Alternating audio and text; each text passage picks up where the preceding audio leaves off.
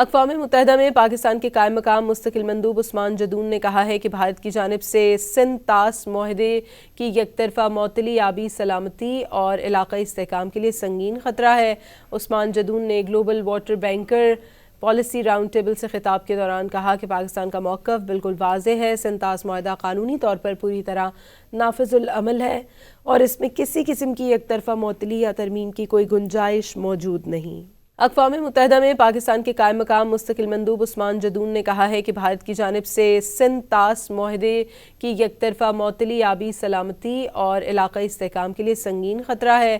عثمان جدون نے global water banker policy round table سے خطاب کے دوران کہا کہ پاکستان کا موقف بالکل واضح ہے۔ سندھ طاس معاہدہ قانونی طور پر پوری طرح نافذ العمل ہے اور اس میں کسی قسم کی یک طرفہ معطلی یا ترمیم کی کوئی گنجائش موجود نہیں۔